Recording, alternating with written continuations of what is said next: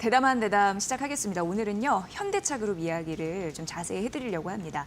윤석전 경제평론가님을 모셨습니다. 어서 오세요. 네, 안녕하십니까? 네, 일단 좋은 소식이에요. 네. 현대차 그룹이 그 미국 IRA 보조금을 이제 받게 될 수 있게 됐고요. 네네. 지금 트럼프 2기 행정부 쪽에서는 사실 뭐 말이 많잖아요. 미국 전기차 보조금을 축소한다, 폐지한다. 이런 와중에 나온 현대차 그룹 입장에서는 달콤한 소식. 그러게요. 네, 어떻게 보셨습니까? 네. 이게 굉장한 의미가 있다라고 사실은 얘기할 수가 예. 있어요. 현대차 그룹의 그 전기차들 같은 경우에는 작년까지만 해도 보조금을 전혀 못 받았거든요. 그러니까요. 네, 영원이었던. 네, 근데 올해 이제 5종이 들어간 거예요. 가령 뭐 아이오닉 5, 아이오닉 9, 기아차의 EV6, EV9, 그다음에 GB70인가요? 이렇게 네. 5종인데 이게 그가 완성차 회사들 중에서는 이렇게 5종이 올라온 게 현대차 그룹이 유일합니다. 네. 그만큼 현대차 그룹의 전기차들 같은 경우에는 미국의 FEOC 규정을 갖다가 정확하게 맞췄다는 얘기가 될 수도 있는 거고요. 또 이거 기아는 조지아 공장이 있잖아요. 그다음에 현대차 그룹이 메타 플랜트를 갖다가 아메리카를 갖다가 조지아 공장에 새로 해서 작년 말부터 가동을 했지 않습니까? 네. 그러니까 북미 제조 요건도 다 만족을 시킨 거예요.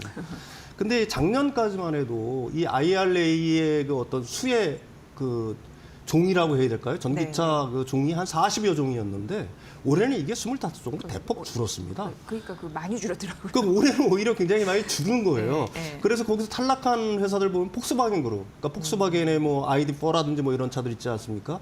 그다음에 아우디 계통의 차들 이거 다 제외됐고요. 네. 그다음에 리비안도 다 떨어졌습니다. 네.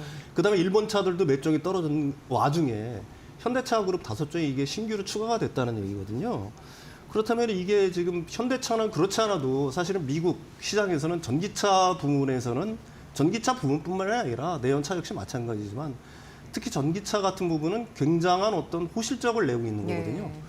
근데 작년 같은 경우에는 이 IRA 보증을 받지 못한 상황에서도 사실은 굉장히 호실적을 냈는데 올해 이제 이걸 받게 되니까 올해의 호실적은 더 기대가 충분히 될 거다. 네. 뭐 이런 얘기가 하나 있을 수가 있고요. 그 다음에 이제 사실 어떻게 뭐 IRA 이거 보조금 없앤다는 얘기가 있었는데 어떻게 이걸 받게 됐냐.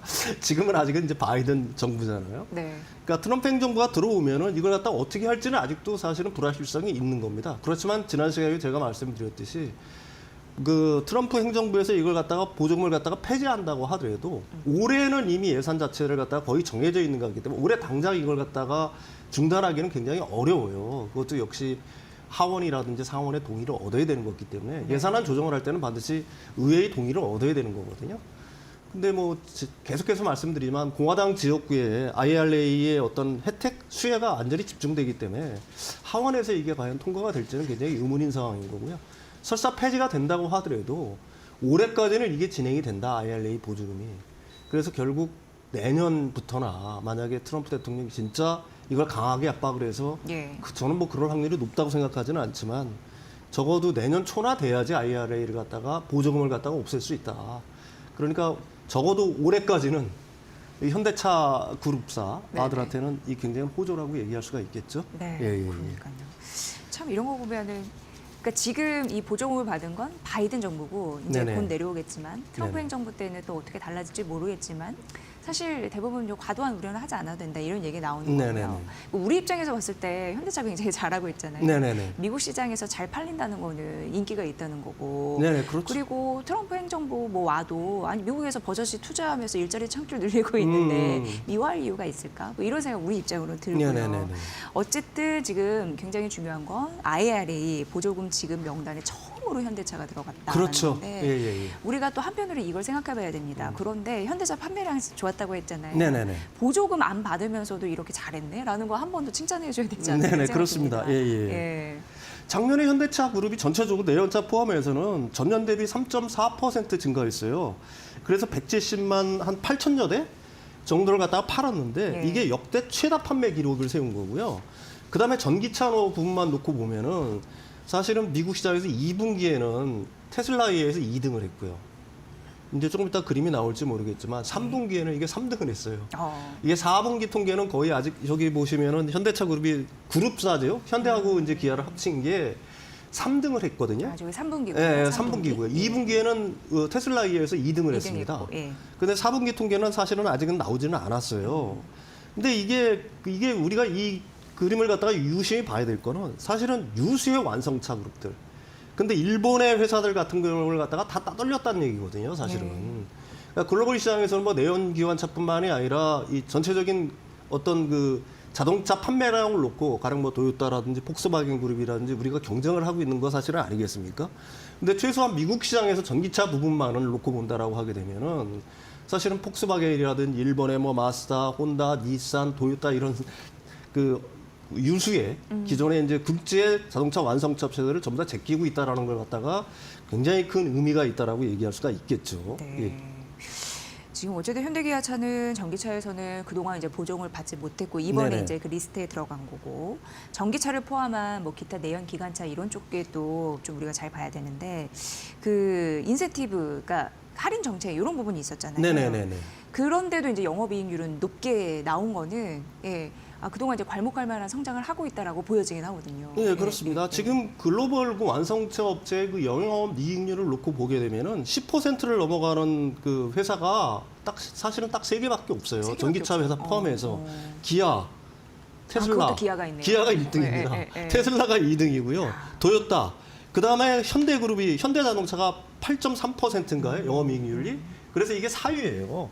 그리고 지금 아주 유수의 우리가 그동안에 일본 회사들 한번 유시해 보세요. 그다음에 폭스바겐 그룹도 마스다 같은 경우가 4.4%고요. 영업이익률이. 네. 폭스바겐이 3.6%, 혼다가 2.5%, 닛산이 1.1%예요. 저 맨 우측에.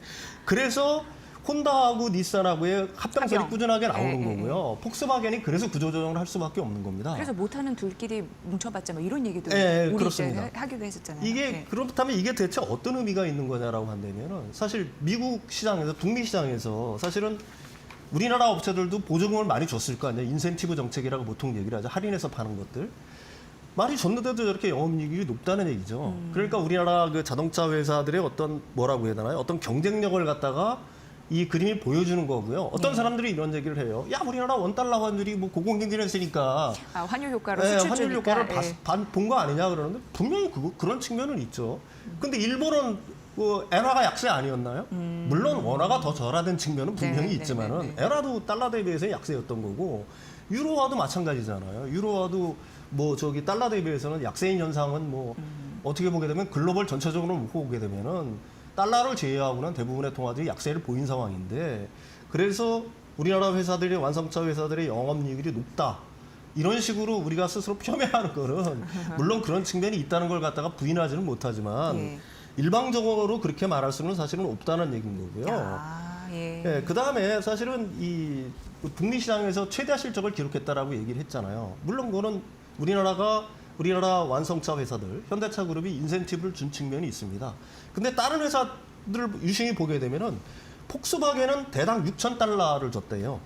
닛산은 4,500달러를 줬고요. 아유, 푸짐하게 줬네요. 예, 그러니까 인센티브를 제공한 거고요. 우리나라 돈으로 따지면 뭐 한 닛산 같은 게 한 600만 원 정도가 될 거고요. 그다음에 폭스바겐은 한 800만 원 할인을 해줬다는 얘기죠. 근데 현대차는 2,700달러, 기아차는 1,800달러 정도의 인센티브를 제공하는데 그쳤다는 얘기입니다. 그런데도 불구하고 전기차 같은 경우에는 아까도 얘기했지만 3분기에서는 3등을 했었고요. 2분기에는 2등을 했었다는 얘기고. 그다음에 역대 최대 판매 실적을 기록했다는 거는 그 한국 완성차에 어떻게 보게 되면은 경쟁력을 갖다 입증했다라고 얘기할 수가 있는 거예요. 근데 이제 사실 이런 상황에서 현대기아차는 올해부터 이제 보조금을 또 받잖아요. 전기차를 팔 때. 네.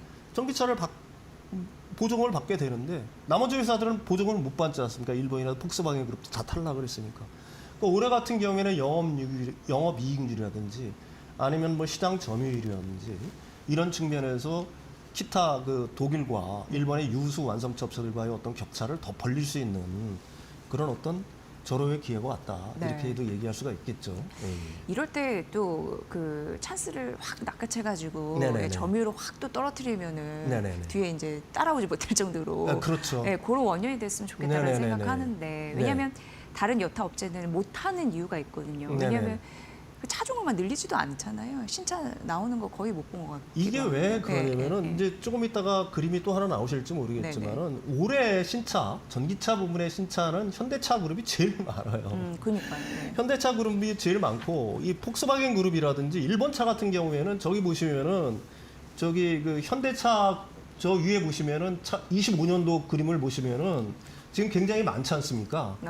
그다음에 저기, 기아도 지금 지금 계속해서 있죠. 예. 근데 지금 폭스바겐 그룹 같은 경우에는 폭스바겐 ID7, 그다음에 아우디의 뭐 대형차 이 정도고요. 일본 차들 같은 경우는 이게 그림이 잘 보여서 작아서 잘 안 보이실지 모르겠는데 거의 올해 신차 출시 자체가 안 돼요. 그 빨간 박스 안에 예, 빈 예, 공간이 예, 예. 없다라는 예, 겁니다. 25년도 올해까지만 놓고 본다라고 하면 우리나라 그 현대차 그룹 같은 경우에는 올해 그다음에 내년에 이 칸을 보시면 꽉 차 있잖아요. 예. 근데 이 폭스바겐 그룹 같은 경우는 27년이나 돼야지 수많은 차종이 나오는 거고 예. 일본 차 업체들은 아직 준비가 사실 안 돼 있는 겁니다.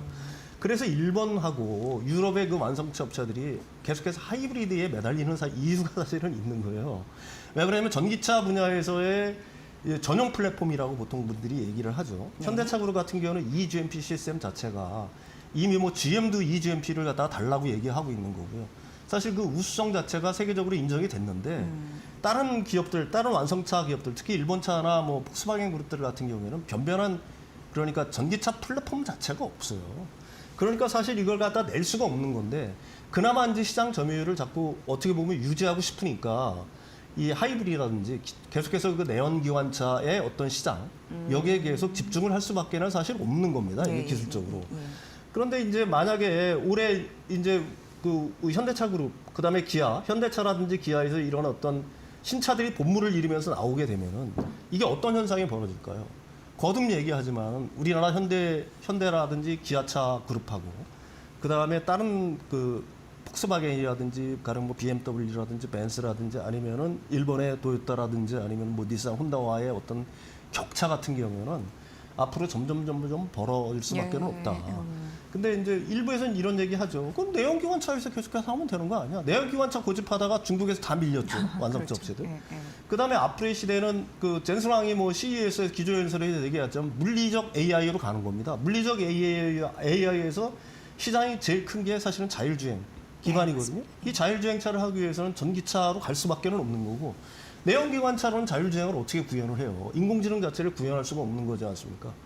그러니까 지금 이런 식으로 내연기관차에 뭐 하이브리드라든지 이런 식으로 계속해서 이걸 갖다가 몇 년 동안 끌고 간다는 거는 아직까지 전기차 플랫폼에 대한 준비, 그 다음에 전기차의 그 SDV, 소프트웨어 기반의 비클이라는 거에 대한 어떤 개념 자체를 아직 인지하지 못한 기존 완성차 업체들의 어떻게 보게 되면은 좀 격하게 얘기하면 몸부림에 불과할 수가 있는 거고요.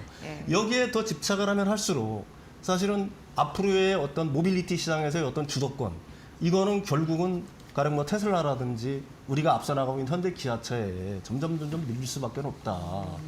이렇게 저는 판단을 하고 있습니다. 네, 굉장히 중요한 말씀을 주신 것 같습니다. 그러니까 자동차 산업에서 우위를 그러니까 먹고 살아남으려면 지금 하이브리드나 내연기관차 이런 거에 집중할 때가 아니라 정말 정면 돌파, 전기차를 봐야 된다. 네네. 예전에 그런 말씀도 해주셨는데 그 부분을 잘 보시면서 그 전략을 잘 수행해가는 현대 기아. 네네네. 그걸 좀 집중해 보셨으면 하는 바람, 이런 부분도 좀 담아봅니다. 지금 미국 국방부가요, 네. 중국 군사기업 지정 고리스트에 CATL을 추가했다 네네. 그런 의미 있는데 어떻게 보셨어요? 이게 CMC, 그러니까 중국 군사기업이라고 얘기를 보통 얘기하죠. 그러니까 예. 중국 공산당의 자금이 들어와서 중국의 어떤 군대를 갖다가 지원하는 어떤 그런 어떤 기업이라는 사실은 의미를 담고 있는 건데요. 이게 이제 미국 국방부가 사실은 이걸 갖다 지정을 하죠. 그래서 올해 같은 경우에는 1월 7일 날 발표가 됐고요. 총 134개 기업이 여기에 들어가 있습니다. 거기에는 뭐 창신 메모리, 우리가 알고 있는 뭐 텐센트, 그 다음에 CATL이 포함이 돼 있는 거예요.